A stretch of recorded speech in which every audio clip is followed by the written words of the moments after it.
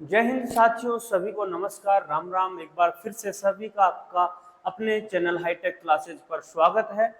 आज जो हम क्लास ले रहे हैं वो रिकॉर्डेड फॉर्म में मैं आपको मॉडल टेस्ट पेपर नंबर 7 डाल रहा हूँ। इससे पहले हमारी हर रोज 5:15 बजे लाइव क्लास होती थी और आगे भी लाइव ही रहेगी, पर लेकिन आज नेटवर्क इश्यू के कारण से आपकी क्लास रिकॉर्डेड फॉर्म में आपके पास पहुंचाई जाएगी। तो आप सभी विद्यार्थी क्लास को पूर्ण रूप से देखेंगे, एक एक शब्द को आप सुनेंगे ध्यान से, और मैं आपको पूरी क्लास आपको इस तरीके से पढ़ाता हूं कि जो आज की क्लास में जो क्वेश्चन आएंगे वो आपके 15 क्वेश्चन मैथ के, 5 कंप्यूटर के क्वेश्चन है वो। तो आप सभी के सामने फर्स्ट क्वेश्चन है आपकी स्क्रीन पर। सभी विद्यार्थी इस क्वेश्चन का आंसर दीजिए एक बार।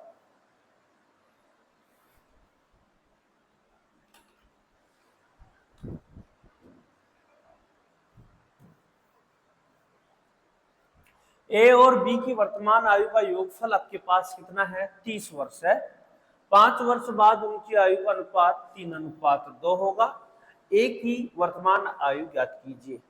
तो आप इस बात को ध्यान से सुन लीजिए कि जिस समय का अनुपात होता है उसी समय की आयु का योग चाहिए हमारे को। जिस समय का अनुपात होता है उसी समय का आयु का योग चाहिए। अनुपात कब का है? इनकी आयु का अनुपात है 5 साल बाद का, तो योग भी 5 साल बाद का चाहिए। आपको योगफल कब का दे रखा है इन्होंने? योगफल जो लिख रखा है वो है वर्तमान का। कब का है ये? वर्तमान का। कितना है? 30 वर्ष। अब बताइए 5 साल बाद इनकी आयु का योग क्या होगा? आपको पता है कि जब दो व्यक्ति हैं तो बराबरी दोनों की आयु बढ़ेगी। आज आप मान लीजिए 20 साल के हैं तो 5 साल बाद कितने साल की हो जाओगी? 25 का। आपका नाम सुंदर है, उधर कालू की आयु की बात करें तो वो 25 साल का है, तो आज सुंदर है वो 20 साल का, कालू 25 साल। 5 साल बाद कितनी कितनी आयु हो जाएगी उनकी? तो आपका होगी सर सुंदर की 25 और कालू की 30, क्योंकि 25 साल का है, 5-5 बढ़ जाएंगे तो दोनों के बढ़े ना। समय किसी एक के लिए नहीं बढ़ता, सबके लिए बराबर बढ़ता है। तो हम ये बात करें दो व्यक्ति है तो 5 साल ए की बढ़ेगी, 5 साल बी की बढ़ेगी, तो कितनी बढ़ जाएगी? 10 वर्ष। तो 10 वर्ष बढ़ जाएगी तो 30 तो आज है ही, 10 वर्ष और बढ़ जाएगी तो कितनी हो जाएगी? 40। ये कब की हो जाएगी? 5 वर्ष बाद। 5 वर्ष बाद आयु का योग कितना हो जाएगा? 40 वर्ष। अब आपको जिस समय का अनुपात है उस अनुपात का भाग दीजिए। 40 वर्ष कुल आयु, कुल कितना हो गया? 3 और 2 5, 5 का भाग दे दीजिए। क्या पूछा आपको? एक की आयु। तो एक की आयु कितनी है? पहला कितना? 3, 3 से गुणा कर दो। 5 8 40, 8 किया 24। तो ये है आपके पास 24 वर्ष, पर है कब की? है 5 वर्ष बाद की। तो आप कहोगे सर ये कैसे पता चला 5 वर्ष बाद की है? तो ध्यान रखिए जिस समय का अनुपात है उसी का ही ये वर्ष आएगा। तो अनुपात कब का है? 5 वर्ष बाद का। तो आयु का मान भी कितना आ रहा है इसका? 5 वर्ष बाद का। वर्तमान चाहिए तो 5 साल बाद, आज 24 साल के हो रहे हो तो 5 साल पहले आप कितने साल के थे? यानी 5 साल बाद 24 वर्ष के हो तो आज कितने के हो जाओगे आप? 19 वर्ष के। कितने के हो जाओगे? 19 वर्ष के। तो हमारा इस प्रश्न का जो आंसर होगा ऑप्शन नंबर बी। इस प्रकार से इस प्रश्न का आंसर हो गया। सभी विद्यार्थियों को ये समझ में आ गया होगा। तो चलते हम नेक्स्ट क्वेश्चन पर, और नेक्स्ट क्वेश्चन आपकी स्क्रीन पर है। सभी विद्यार्थी इस क्वेश्चन का आंसर लिखेंगे और कमेंट बॉक्स में देंगे कि आंसर क्या रहेगा। उसके लिए मैं आपको एक बार समझा देता हूँ। एक कार 5 घंटे में 275 किलोमीटर की दूरी तय कर सकती है। यदि इसकी चाल 5 किलोमीटर प्रति घंटा कम कर दी जाए तो कार 250 किलोमीटर की दूरी तय करने में कितना समय लेगी? तो हमारे को जब पहले की चाल पता होगी तभी तो आप 5 किलोमीटर प्रति घंटा कम करोगे। तो पहले की चाल कितनी थी? और चाल बराबर आपको पता है, चाल की बात करें तो चाल के लिए आपको पता है इस बात का,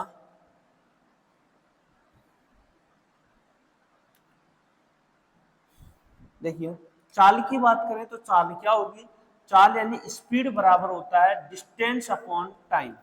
क्या होता है? डिस्टेंस अपॉन टाइम, यानी दूरी बटा समय। तो दूरी आपके पास कितनी है? 275 किलोमीटर। इसके नीचे किलोमीटर के साथ ध्यान रखना हावर्स यानी घंटे ही आएंगे, न कि आप उसमें सेकंडों का या मिनटों का भाग दे देंगे। यहाँ आपके पास है कितने समय में, एक बार 5 घंटे में। कितने घंटे की बात कर रहा है, 5 घंटे में। तो हम इसमें 5 का भाग देंगे, 5 का भाग देंगे, 5 25 और फिर 5 25, 55 आ गए। ये 55 क्या आया, 55 किलोमीटर प्रति घंटा। ये पहले की चाल थी। अब चाल क्या होगी, अब चाल क्या होगी, इसकी स्पीड क्या होगी। तो आपको पता है 55 में से कितना कह रहा है, 5 कम कर दो, तो कितना आ गया पास, 50 किलोमीटर प्रति घंटा। अब आपको टाइम चाहिए, और टाइम क्या कह रहा है, टाइम के लिए देखोगे टाइम बराबर होता है क्या, डिस्टेंस अपॉन स्पीड, दूरी बटा चाल टाइम निकालता है। दूरी कितनी दी अब आपको, 250। 250 में अब आपके पास चाल कितनी है, 50। 50 का भाग दे देंगे तो आपके पास कितना आ जाएगा, 5 घंटे। ऑप्शन कौन सा है, ऑप्शन नंबर सी हमारे इस प्रश्न का आंसर हो जाएगा। क्लियर है सभी को। चलते हम नेक्स्ट क्वेश्चन पर, और नेक्स्ट क्वेश्चन आपकी स्क्रीन पर है। 7 प्रेक्षणों के एक समूह का औसत 10 है और 3 प्रेक्षणों के अन्य समूह का औसत 5 है। इन दोनों समूह के संयुक्त समूह का माध्य ज्ञात कीजिए।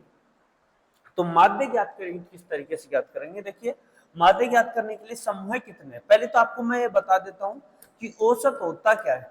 औसत होता है यदि हम कुल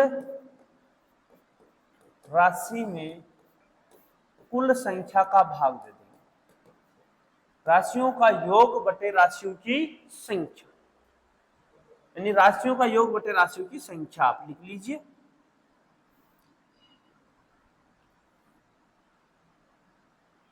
ठीक है, अब आप बात करेंगे इस पे आगे। तो यहाँ 7 प्रेक्षण है। औसत का अर्थ एक और तरीके से ले सकते हैं, सबको बराबर बराबर बांटना ही क्या कहलाता है, औसत। यहाँ औसत इस 10 से मतलब है, ये 7 लोग है ना, सातों को 10-10 रुपए, आप मान लो 7 लोग हो तो आपको 10-10 रुपए दिया जा रहा है। तो बताओ 7 जनों को कितना देंगे, 7 गुना 10, एक को 10 दिए तो 7 को कितना दे देंगे, 70।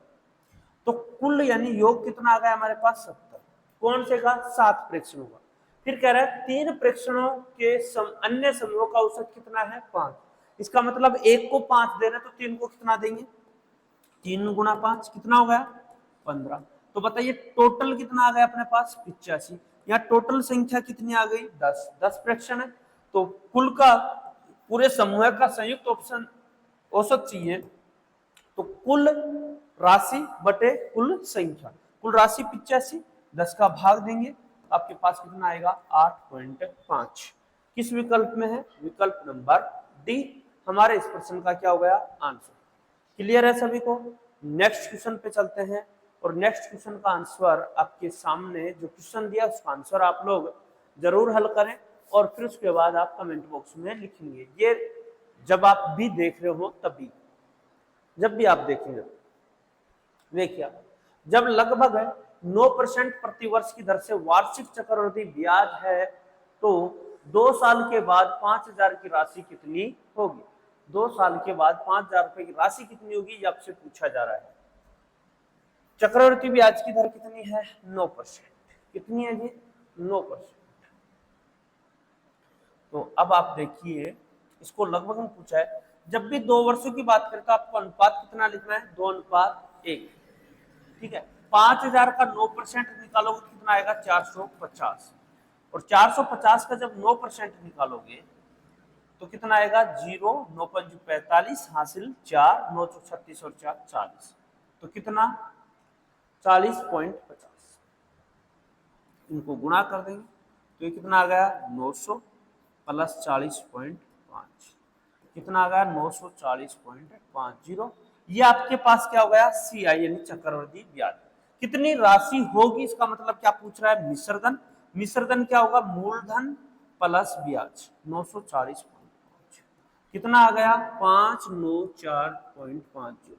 लगभग में पूछा है तो इसके लगभग कौन सा आंसर आएगा, 5940। ठीक है, पॉइंटों को हटा दिया गया। आपको क्या पूछा है, लगभग में, तो लगभग में क्या आएगा, 5940। क्लियर हुआ सभी को। चलते हैं हम नेक्स्ट प्रश्न पर। क्वेश्चन नंबर 5 आपके सामने है, आप बताएंगे इस क्वेश्चन का आंसर क्या रहेगा। एक निश्चित धनराशि P का R% प्रति वार्षिक दर पर साधारण ब्याज, P का 9/16 वह भाग है। यानी आपको सीधा सीधा कह रहा है जो साधारण ब्याज है वो 9/16 है, किसका? मूलधन का। यदि r वर्षों की संख्या n के बराबर हो तो आपको देखो धर और समय दोनों का संख्यात्मक मान क्या कर दिया? बराबर। जब भी दोनों का संख्यात्मक मान बराबर हो तो आप ध्यान रखिए उसमें चाहे धर पूछे चाहे समय पूछे दोनों का समान आंसर आएगा।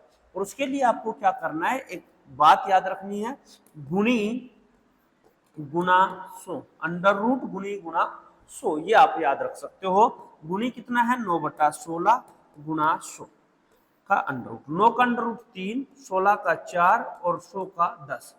2 का भाग देंगे 5, 5 3 15, 15 में जब हम 2 का भाग देंगे कितना आएगा? 5.5%। 5.5% बोलो 7.5 वर्ष बोलो, दोनों बात एक ही कि दोनों की संख्या क्या रहेगी? बराबर। ऑप्शन नंबर सी हमारे इस प्रश्न का आंसर होगा। सभी को ये बात अच्छी समझ में आ गई होगी। तो अगर आई है समझ में तो एक बार कमेंट बॉक्स में जय श्री राम लिखेंगे और नेक्स्ट क्वेश्चन का आंसर देंगे क्वेश्चन नंबर 6 में। क्वेश्चन नंबर 6 आपके सामने है। इस क्वेश्चन का आंसर आप लोग देंगे कि आंसर क्या रहेगा। दूध के एक जार में 40% पानी है।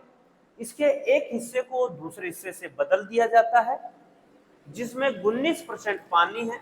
अब पानी का प्रतिशत 26% है तो दूध की कितनी मात्रा बदली गई? तो देखिए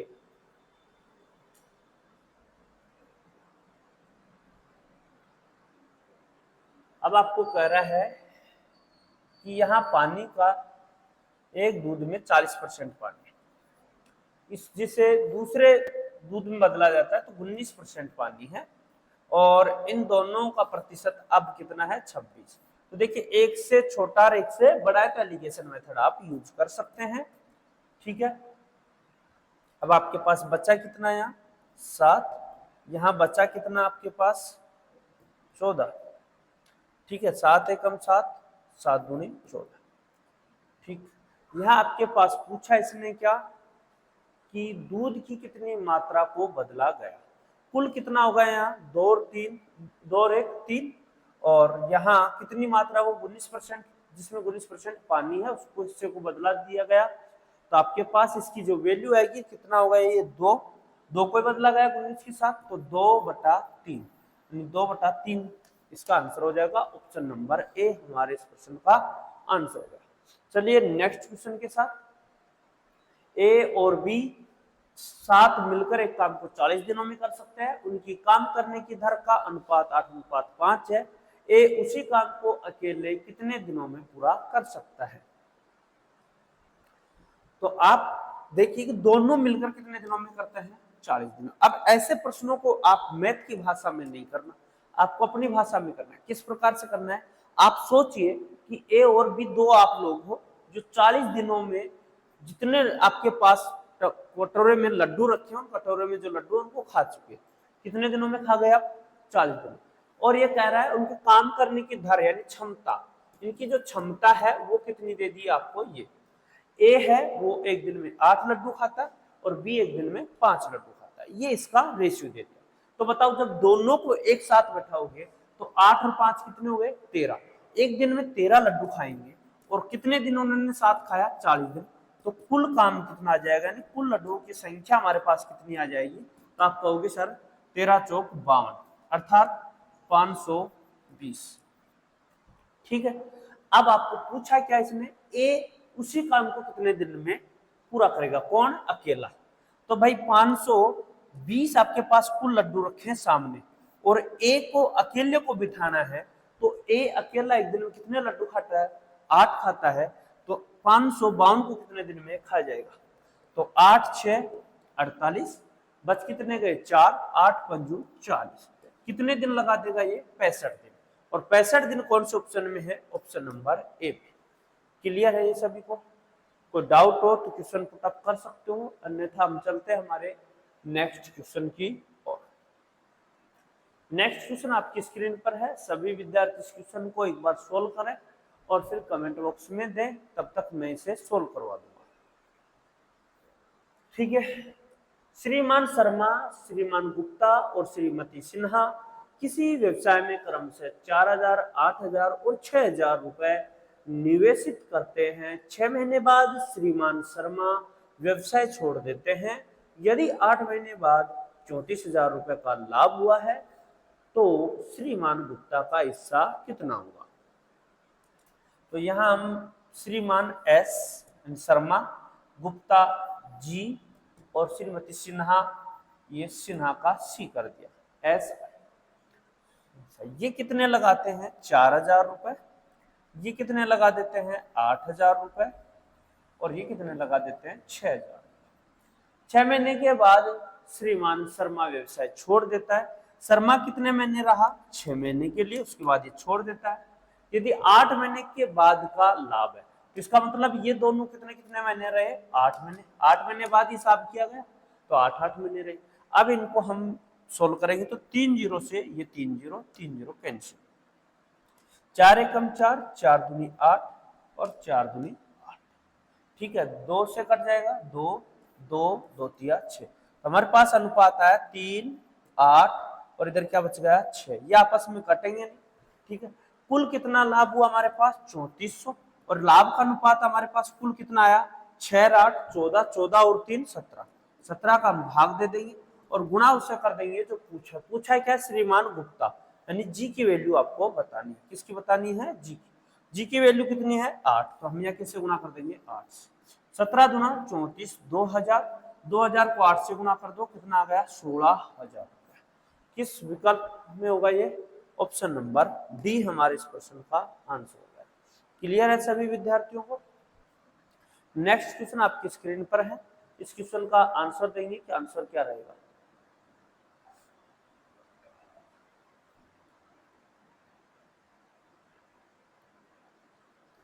दो संख्याओं का योगफल 80 है और उनका अंतर 8 है। पहली संख्या और दूसरी संख्या का अनुपात ज्ञात कीजिए।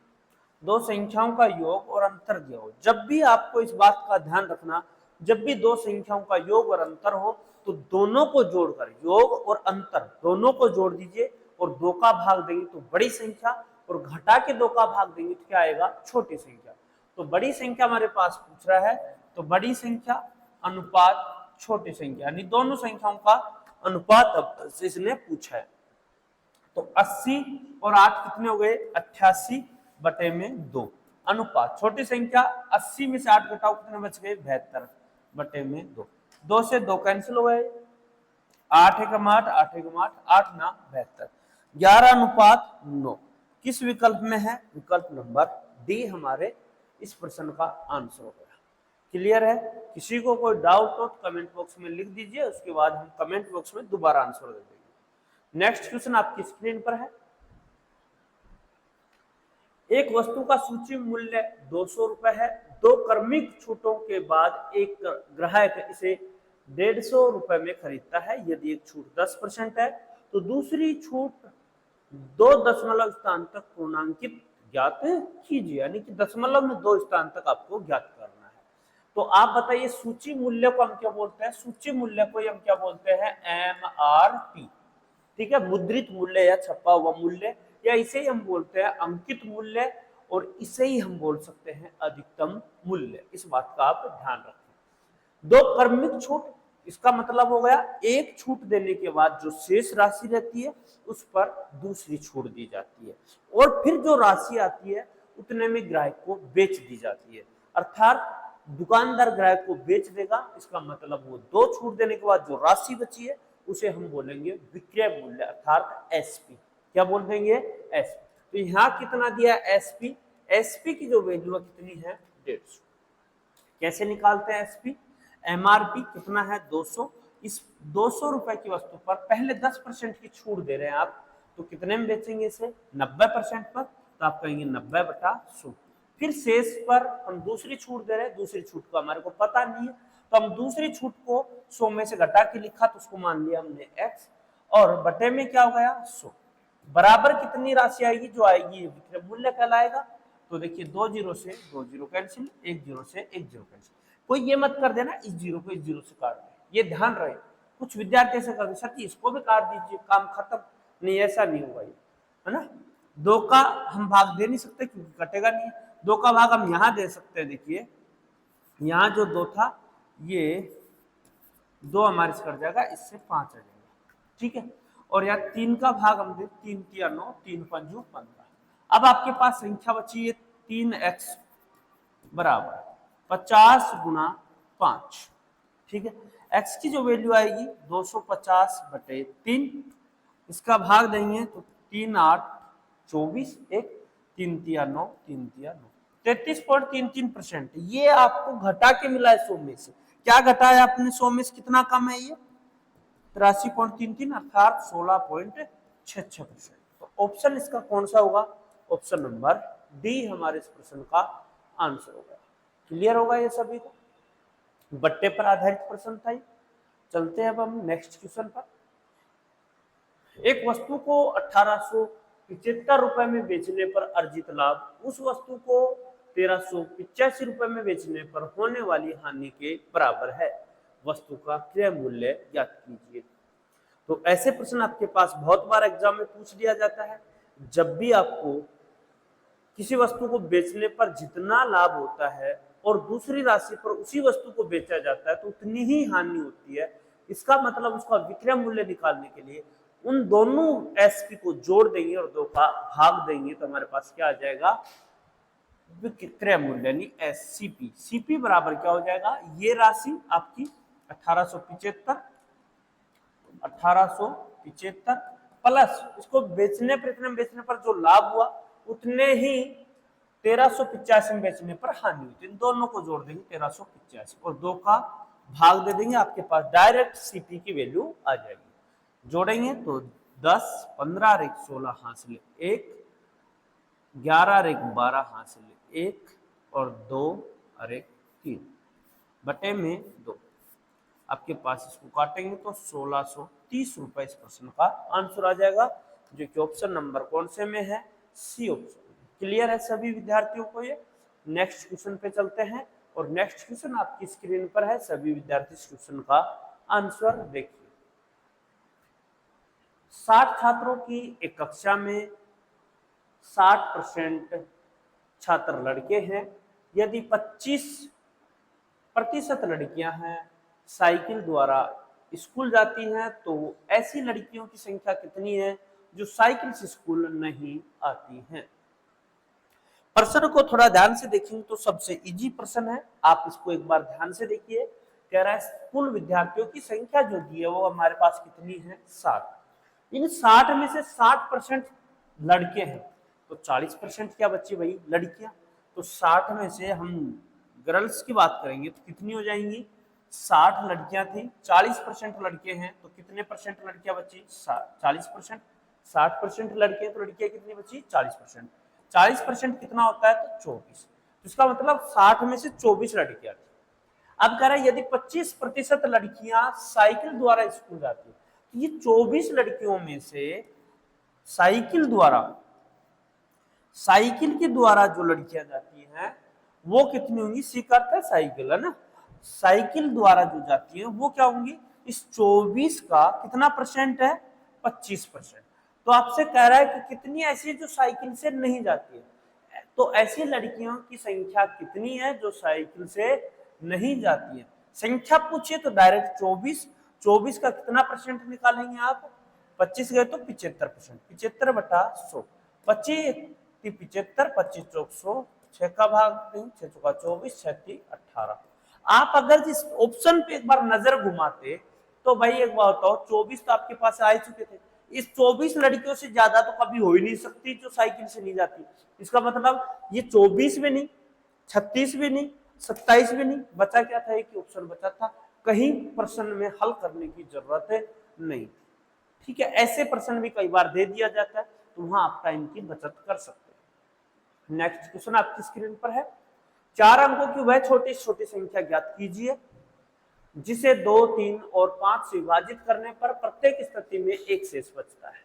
यदि हम इसमें से एक घटा देंगे तो हमारे पास बचा 1090, इसमें से एक घटाया तो 1020, इसमें से एक घटाया तो 1000 और इसमें से एक घटाया तो 1040। ठीक है, अब जो ऑप्शन है उन सब में 2, 3 और 5 का भाग जाना चाहिए। तो अंत में 0 उसमें 5 का भाग आराम से जाएगा, तो 5 का तो भाग देने की जरूरत नहीं। 2 का भाग भी उसमें चला जाता है जिसमें अंत में 0 उसमें चला जाएगा। तो रूल किसका लागू करना आपको? 3 का। और 3 का रूल क्या कहता है? अंकों का जोड़। देखिए 0, 4, 0, 1 इनको जोड़ेंगे तो 5 आएगा। 5 में कभी भी 3 का भाग नहीं जाता, 1 में 3 का भाग नहीं जाता, 1 और 9 10 में 3 का भाग नहीं जाता, 1 और 2 3 इसमें भाग जाता है। तो ऑप्शन नंबर बी हमारे इस प्रश्न का क्या हो गया? आंसर। क्लियर है सभी विद्यार्थियों को? तो चलिए नेक्स्ट प्रश्न पर। अब आपके पास जो संख्या है वो कह रहा है कि सबसे बड़ी और सबसे छोटी भिन्न का अंतर ज्ञात करना है। तो सबसे पहले तो आपको यही पता होना चाहिए सबसे बड़ी भिन्न कौन सी है, सबसे छोटी भिन्न कौन सी है। तो देखिए आपके सामने लिखा है इसने 2/3, 3/4, 4/5 और 5/6। ठीक है, इनको करना है। सबसे बड़ी और सबसे छोटी चेक करनी है। तो सबसे बड़ी कैसे ज्ञात करेंगे हम? इन दोनों का अंतर देखेंगे। अंतर कितने का है? 1 का। जितना अंतर है उसको अंश वाली यानी ऊपर वाली संख्या में भाग दे दो। 2 में 1 का भाग दो, क्या आएगा? 2। यहां हम लिख देते हैं इसके सामने, यहां लिख देते कितना है? यहाँ 2। 3 और 1, 4 का अंतर कितना है? 1। 1 का 3 भाग दो कितना है? 3। 4 और 5 में अंतर देखेंगे 1 का, तो 4 में भाग देंगे 4। 5 और 6 में भाग अंतर देखेंगे 1 का, तो 5 में भाग देंगे 5। अब जो आपने ये लिखा है नई सीरीज, इसमें देखो सबसे बड़ी संख्या कौन सी है? 5। तो सबसे बड़ी संख्या भी वही रहेगी और सबसे छोटी संख्या वही रहेगी जो सबसे छोटा अंक है। तो सबसे छोटा अंक क्या है? 2। तो 2 किसमें था? 2/3 में, और 5/6 में सबसे बड़ी। इनका अंतर पूछा है तो अंतर देखिए, बड़ी में से हम क्या घटाते हैं? छोटी संख्या, तो 2/3। अब इनको घटाने का अंदाज देखिए, इन दोनों को क्रॉस मल्टीप्लाई कीजिए, 5×3 15 माइनस 6×2 12 और इन दोनों को गुणा कर दीजिए, 3×6 18। 3×6 18 हमारे पास इसका आंसर है, यानी यहाँ 18 लिख देंगे। बचे कितने हमारे पास? 3। 18 कितना आ जाएगा? 1/6। किस विकल्प में है? विकल्प नंबर सी हमारे इस प्रश्न का क्या होगा? आंसर। क्लियर है ये? चलते हैं अब हम नेक्स्ट क्वेश्चन पर। नेक्स्ट क्वेश्चन कह रहा है 1 से 100 तक की गिनती में अंक 2 ढाई के स्थान पर कितनी बार आता है? ध्यान रखना ढाई क्या है। आपने जैसे मान ली ये संख्या लिखी 23, 423 लिख दिया आपने, मान लो कितना लिखा? 423। तो ये है आपका इकाई अंक और ये है आपका कौन सा? ढाई अंक। कौन सा होता है? ढाई अंक, पीछे की साइड से। यहाँ ऐसे कितने हैं 1 से 100 तक की गिनती में देखेंगे तो ढाई आता है। तो बताइए दूसरे स्थान पर 1 से और 10 तक की गिनती में कोई आएगा क्या? नहीं आएगा, इकाई अंक पे आएगा यहाँ 2 नंबर पे। तो 11 से और 20 तक की गिनती में देखेंगे कितनी बार आएगा? 9 बार।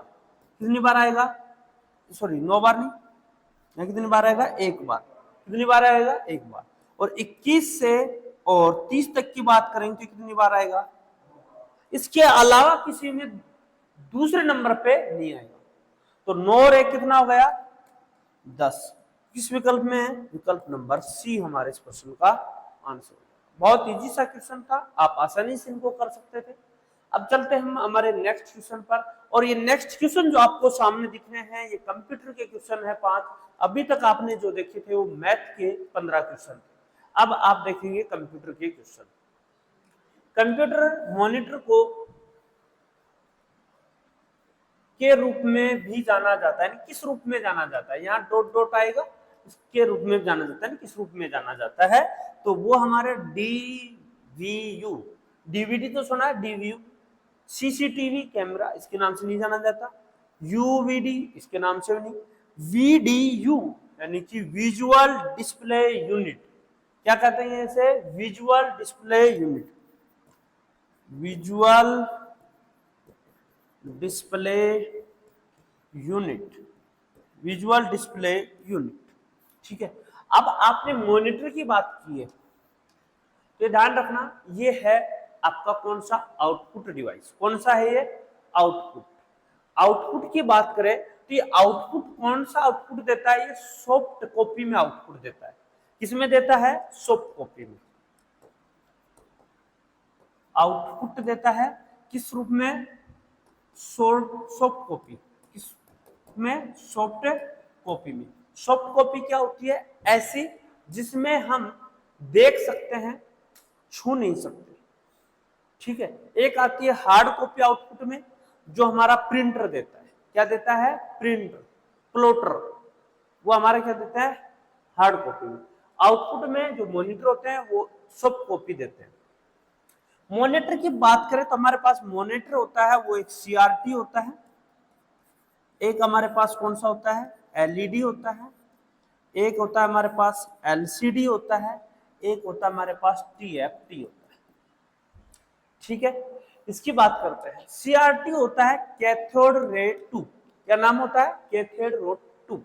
आप जहां बैठे मेरे साथ साथ बोलेंगे, क्या नाम है सीआरटी का, cathode ray tube. LED, L यानी इसका क्या होगा, light emitting diode, light emitting diode. LCD, ये डी है, एलसीएम नहीं, एलसीडी, एलसीडी का liquid crystal display. TFT, thin film transistor, है ना। ये चारों आपको ध्यान रखने हैं, इसको विजुअल डिस्प्ले यूनिट बोलते हैं, ठीक है। अब हम चलते हैं नेक्स्ट क्वेश्चन पर। निम्न में से कौन सा प्रोग्राम आपको रो कॉलम की संख्याओं की गणना करने की सुविधा देता है। तो रो और कॉलम जहां मिलते हैं उसे हम बोलते हैं सेल, क्या बोलते हैं, सेल। और सेल किस में आते हैं, एक्सेल में। किसकी बात करते हैं हम, एक्सेल में। सेल आपके मानव कोशिका की बात मत कर लेना, कोशिका नहीं है ये सेल, ये कंप्यूटर की बात कर रहा है। कंप्यूटर में जो इस तरीके से ग्रेड लाइन होती है, यानी कि इस तरीके से कॉलम और रो जहां मिलती है, तो ये जो खाना बन रहा है इसको बोलते हैं सेल, क्या बोलते हैं इसको, सेल, ठीक है। और सेल बोलते हैं, तो हम इसको देखें तो इसमें रो और कॉलम, तो ये तो गया आपके पास क्या होता है, कॉलम, और ये होती है आपके पास क्या, रो, ठीक है। रो की बात करें तो रो हमारी एक से संख्या में होती है, और कॉलम की बात करें तो ए बी सी डी ये चलते हैं, है ना, ये चलेंगे।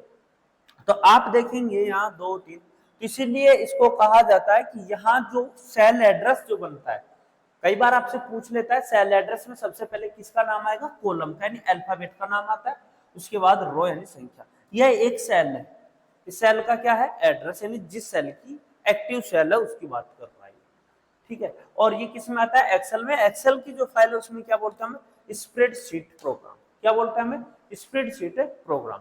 एक्सेल की जो फाइल होती है उनकी बात करें हमें, तो इसमें 10,48,576 रो होती है,